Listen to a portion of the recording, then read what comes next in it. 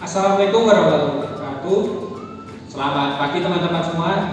Salam pendidikan.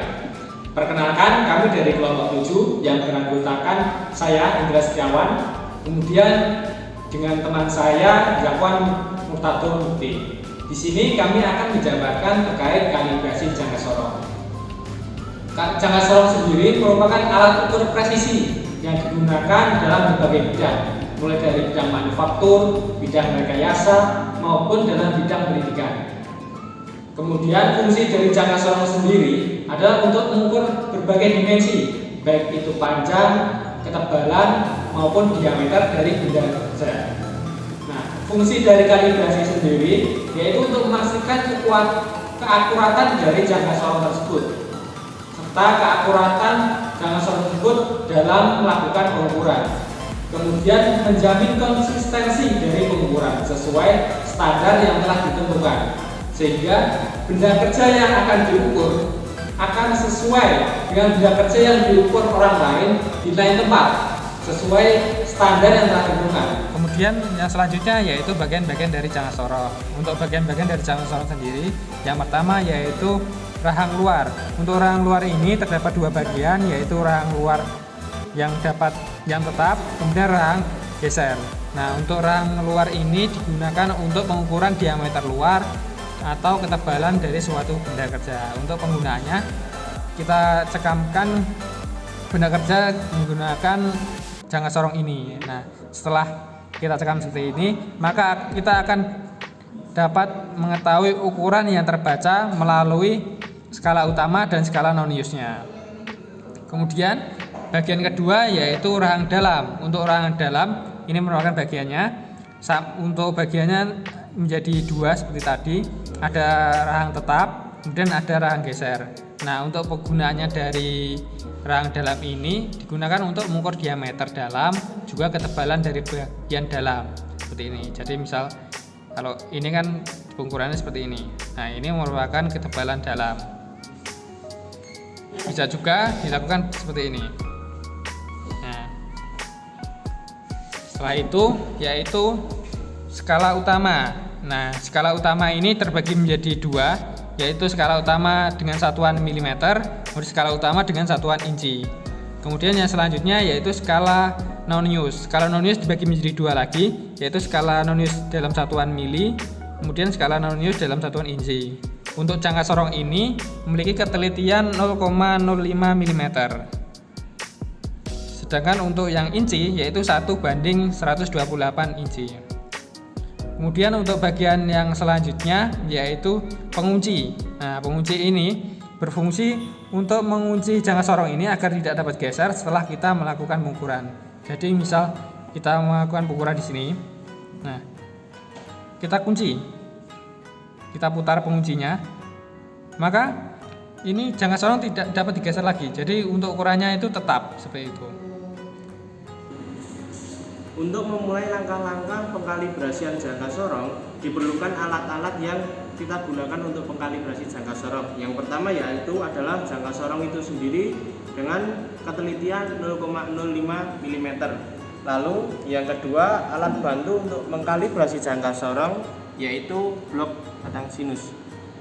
Di mana blok batang sinus ini dapat kita jadikan salah satu opsi untuk mengkalibrasi jangka sorong, dikarenakan blok ini mempunyai ukuran yang presisinya hampir 100%. Jadi kita bisa jadikan sebagai acuan untuk mengkalibrasi jangka sorong itu sendiri. Roll action. Berikut merupakan langkah-langkah pengkalibrasian jangka sorong. Namun sebelum melakukan langkah-langkah pengkalibrasian jangka sorong, tujuan dari kalibrasi jangka sorong sendiri adalah untuk mengecek atau mengukur tingkat akurasi jangka sorong yang akan kita gunakan untuk mengukur benda kerja seperti yang ada di depan ini.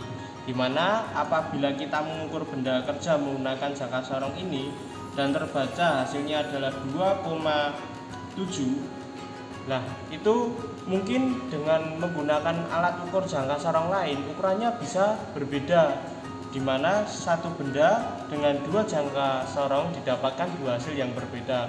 Oleh karena itu kita perlu mengkalibrasi jangka sorong sehingga apabila kita mengukur benda yang sama, baik kita mengukur dengan satu jangka sorong, dua jangka sorong, ataupun banyak jangka sorong, hasil yang diperoleh juga akan sama.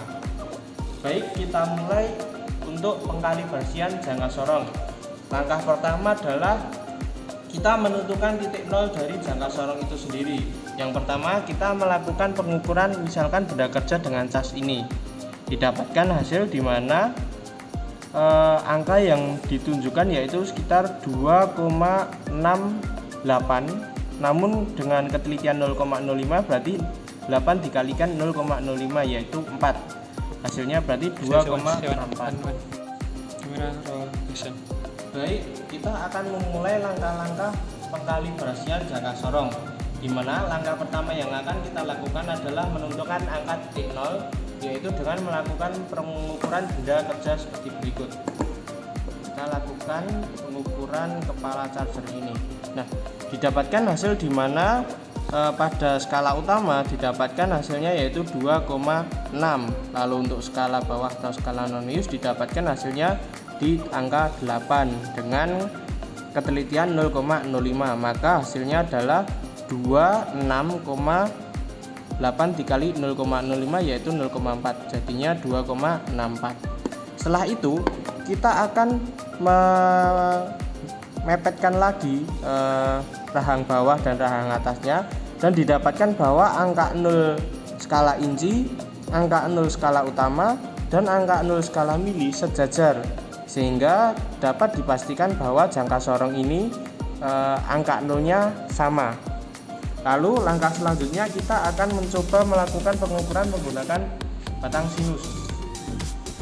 Kita akan mencoba melakukan pengukuran di angka 5 seperti ini. Kita ambil contoh angka 5 lalu kita ukur.